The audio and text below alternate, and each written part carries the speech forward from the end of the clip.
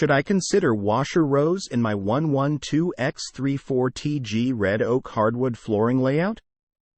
I've just finished laying out roughly 120 SF of 112 RD Quo.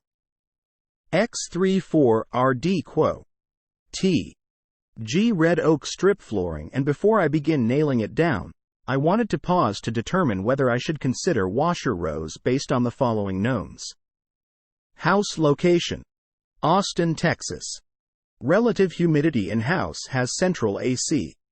60%, which I understand to be a bit high, but I think is close to average for this 1940s W1980s edition house based on past measurements.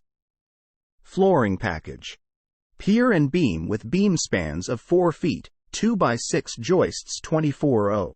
C. 1x6 pine subfloor on the diagonal, new 1932 RD Quo. Exposure 1 plywood underlayment, Aquabar LD Quo. BRD Quo. Vapor retarder. Crawl space under house is well vented per flood zone requirements, but there is no insulation, vapor barrier, or plastic sheeting over the ground. Length of time of the flooring has been stored in this house: approximately 1 year. Current MC of the flooring: 6% consistent across all bundles from a lot of 250 SF. Length of time the plywood underlayment has been in place: approximately 6 months. Current MC of the plywood underlayment: 9% 10%. Room size: 12 by 10. Layout: center, outward from roughly the center of the room. Boards running perpendicular to the longest, 12 feet, wall eventually carrying through to the adjacent hallway that was used as the longest wall reference point. Planned perimeter gap: 3/4 RD Quo. In the original rooms of the house, there is also 112 RD Quo. X34 RD Quo. Red oak installed directly over the 1x6 subfloor M-. So no plywood underlayment and no vapor retarder that I'm aware of. The MC readings of this flooring varies from 9% to 11%, with some adjacent boards varying by 1%. Aside from all the physical wear, the floor is in good condition.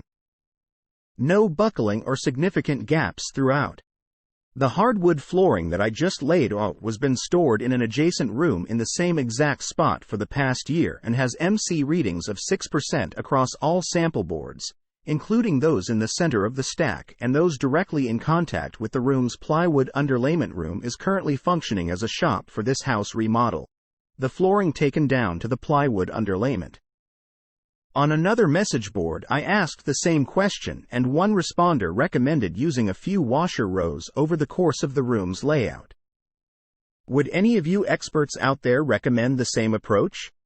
Many thanks in advance for your valuable thoughts. Question from user Chris at Stack Exchange.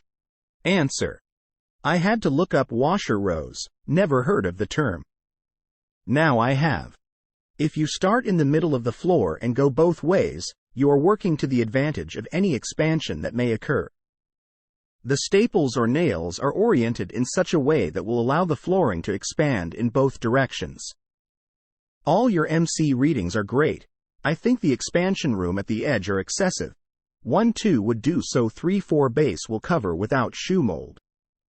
In my experience, it takes about 2 weeks of a controlled environment to get material down to where it will stabilize. One note: sometimes when checking the MC of hardwoods and softwoods with the same settings on the moisture meter there is a correction table used to get the actual reading of MC. You may be closer than you think. Another consideration is the cut of the flooring, as in plain sliced or flat sawn, rift cut or quarter sawn. All this affects how the wood reacts to moisture, quarter sawn being the least reactive, rift sawn slightly more reactive, and flat sawn the most. In my personal opinion, you do not need a washer row. In my brief looking up what it meant, washer rows are only used on large jobs. I'm thinking 1,000s of feet, not hundreds of square feet. Answer from user Jack at Stack Exchange.